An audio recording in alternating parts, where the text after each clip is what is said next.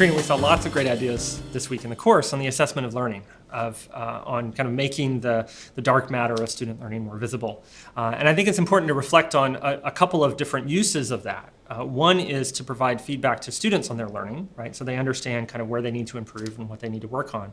But another key piece of that is to provide us as the instructors with information we can use to improve our teaching over time. That's based on what our students are actually learning or not learning. And that's really the idea behind teaching as research, one of the Cirtle Network's core ideas. Can you tell us a little bit about your experience with teaching as research, Trina?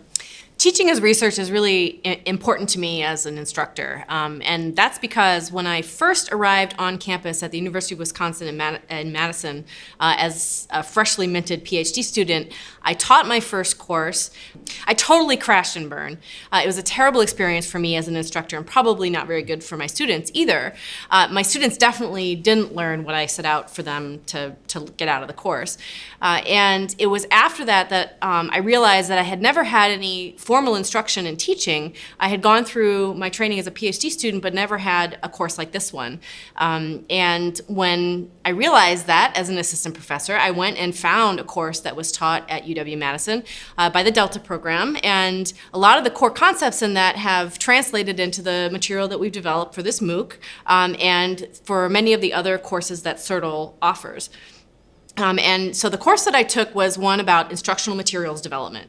And I went into that course with a pretty firm and clear idea of the kind of learning activities that I wanted to design for my students that would address some of these misconceptions and challenges that they had with learning the content that I wanted them to learn.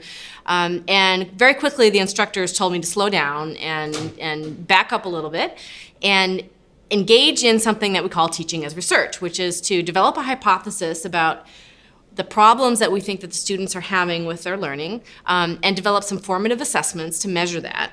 And then to develop materials and learning objectives and materials that will allow us to assess whether or not the students are meeting our learning goals. And it was this process that I went through in a very formalized way that totally illuminated to me how the learning process works and how to do this whole backwards design process. And it was this continuous improvement in teaching as research that really got me excited about teaching and applying the principles of research in the classroom.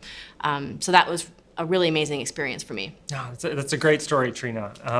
And it highlights one of the reasons we put together this course, which is to provide that type of experience for more graduate students and faculty as they enter the classroom. We're going to continue next week the backwards design process. We've talked about learning objectives, we've talked about assessment of learning, so we'll move on to phase 3, which is designing learning activities for our students. And we'll really focus on the idea of active learning and what that means. What does it actually look like in the classroom? What are its key components? What kind of choices do we have when we're designing those learning experiences for our students? So it should be a lot of fun and a lot of good ideas. We'll see you then.